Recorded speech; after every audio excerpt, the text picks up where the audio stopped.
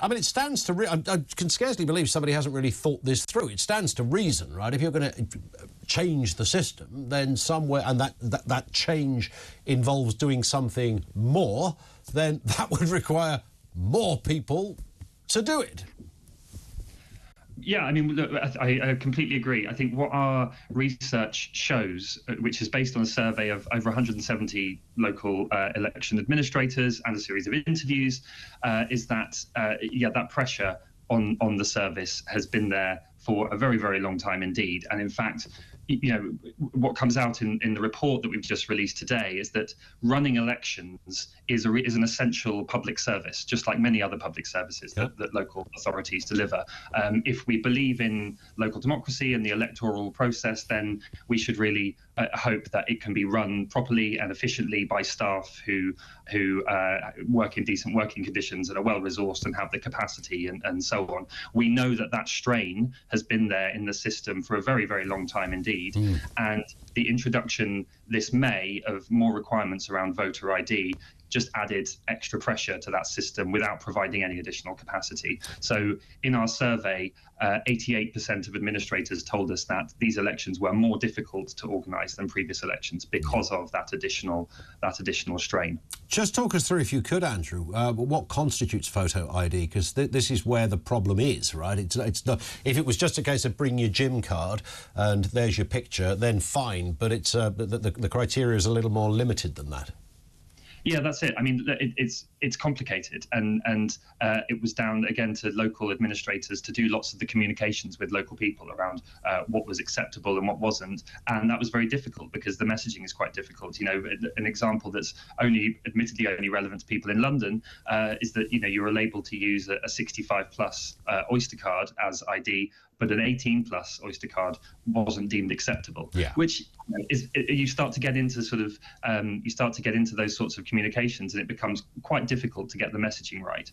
And again, this was something that administrators told us they didn't have adequate guidance or support from central government on.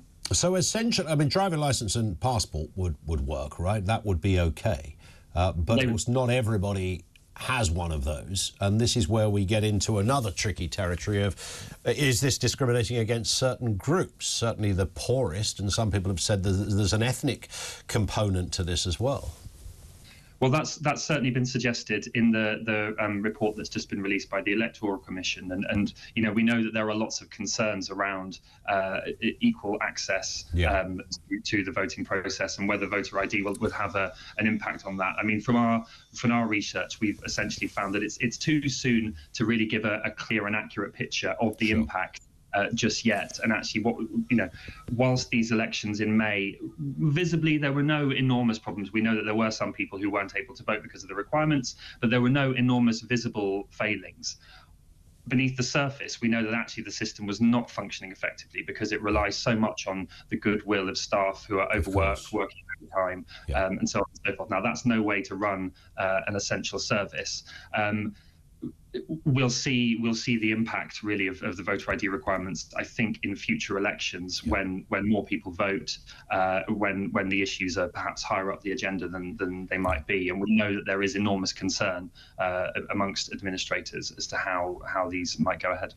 Whatever the concerns people have, often the government, the current government, do point to the fact that this is a system that is used in other countries. Some of our European neighbours have voter ID, so it shouldn't be seen as controversial. It shouldn't be seen as some of the allegations, I wouldn't expect you to comment on this, are that this favours the government in some curious way. I very much doubt that, looking at the numbers I've seen. But nonetheless, there is a suggestion it's unfair, but it is used successfully elsewhere.